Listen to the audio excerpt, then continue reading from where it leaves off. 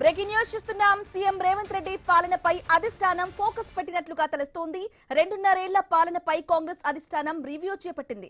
అందుకే ఏఐసీసీ కార్యదర్శి మీనాక్షి నటరాజన్ వరుస సమావేశాలు నిర్వహిస్తున్నారు.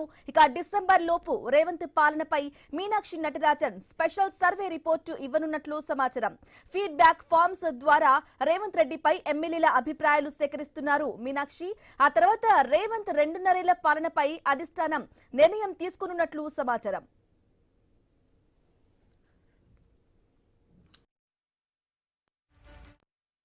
ఇక అధిష్టానం చేస్తున్న సర్వే రిపోర్ట్ లో రేవంత్ ఆశించినంత ఫలితాలు లేకపోతే కర్ణాటకలో ఇటీవల ముఖ్యమంత్రిని మార్చినట్లు తెలంగాణలో కూడా ముఖ్యమంత్రిని మారుస్తారా అనే ప్రశ్నలు తలెత్తుతున్నాయి. రేవంత్ రెడ్డి మాటలకు ఇంటర్నల్ సర్వేలకు పొంతన లేకపోవడంతోనే అధిష్టానం రంగంలోకి దిగింది. అందులో భాగంగానే కాంగ్రెస్ ఎమ్మెల్యేలు పలువురు నాయకులతో మీనాక్షి వరుస సమావేశాలు నిర్వహిస్తున్నారు. ఇప్పటికే ఎమ్మెల్యేలు ఎంపీలకు పలు ప్రశ్నలతో ఉన్న ఫీడ్బ్యాక్ ఫార్మ్స్ అందజేశారు. ఇక ఎమ్మెల్యేలు ఎంపీలు తమ పేర్లు లేకుండా ఫీడ్బ్యాక్ ఫామ్లను నింపి ఇవ్వాలని ఆదేశాలు జారీ చేశారు. ఫీడ్బ్యాక్ ఫామ్స్ లో ప్రభుత్వ పాలన తీరు, కాంగ్రెస్ పార్టీ నడవడికపై 10 రకాల ప్రశ్నలు ఉన్నట్లు సర్వే రిపోర్టుతో పాటు ఫీడ్బ్యాక్ ఫామ్స్ ను కూడా నేరుగా అగ్రనేత రాహుల్ గాంధీకి అందజేసే ఛాన్స్ ఉన్నట్లు తెలుస్తోంది. సీక్రెట్ సర్వేలో వచ్చే మార్కులను బట్టి రేవంత్ రెడ్డి ముఖ్యమంత్రిగా ఉంటారా లేక సీఎం కుర్చీ నుంచి దిగుతారా అనేది చూడాలి.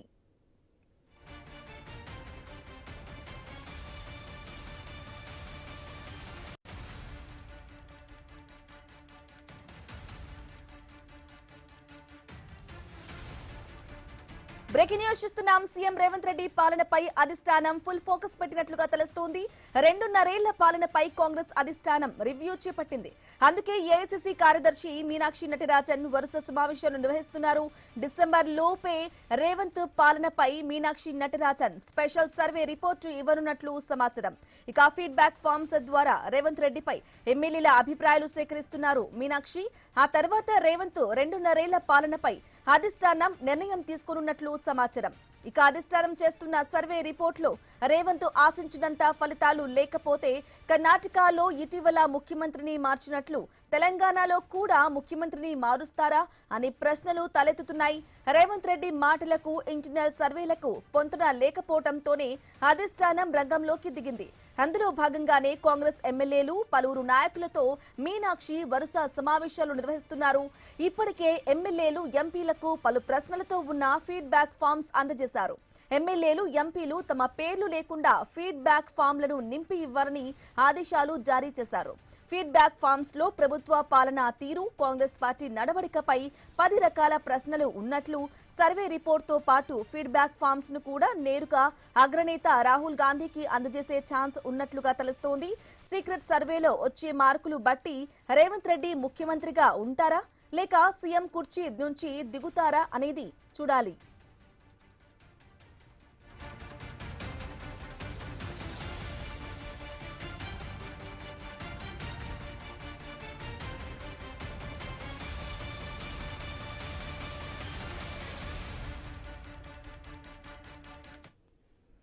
రైట్ గా 2.5 ఏళ్ల పాలనపై కాంగ్రెస్ అధిష్టానం రివ్యూ చేపట్టింది. సీఎం రేవంత్ రెడ్డి పాలనపై అధిష్టానం ఫుల్ ఫోకస్ పెట్టింది. ఇదే విషయానికి సంబంధించి కంప్లీట్ డీటెయిల్ అందించడానికి మా ప్రతినిధి ఉదయ్ ఫోన్ ఇన్ ద్వారా అందిస్తారు. ఉదయ్ చెప్పండి, ఇక ఈ ఫీడ్బ్యాక్ లో భాగంగా మొన్న జరిగినటువంటి కర్ణాటక మాదిరిగానే తెలంగాణలో కూడా సీఎం మార్పు ఉండబోతుందా? ఇలా చూడాలి ఈ రివ్యూని, అప్డేట్స్ ఏంటి?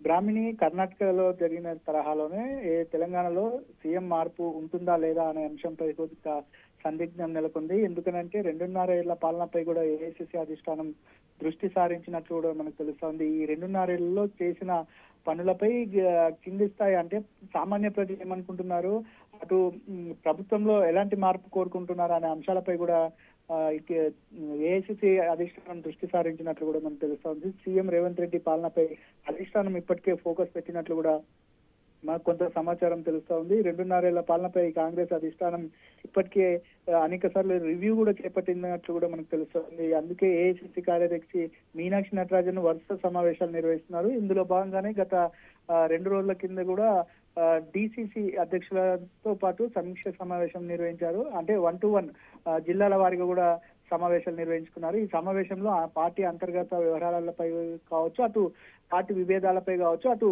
ప్రభుత్వంపై కాంగ్రెస్ ప్రభుత్వం ఏర్పడినప్పటి నుంచి ఇప్పటి వరకు ప్రభుత్వంపై ఎలాంటి అంటే ఎలా ఉండబోతుంది, ప్రజల్లో ఎలా ఉంది అనే అంశాలపై కూడా మీనాక్షి నటరాజన్ అడిగి తెలుసుకున్నట్లు మనకు తెలుస్తోంది. డిసెంబర్ లోపే రేవంత్ పాలనపై Meenakshi Natarajan special survey report కూడా ఇవ్వనున్నట్లు మనకు సమాచారం ఉంది. ఫీడ్బ్యాక్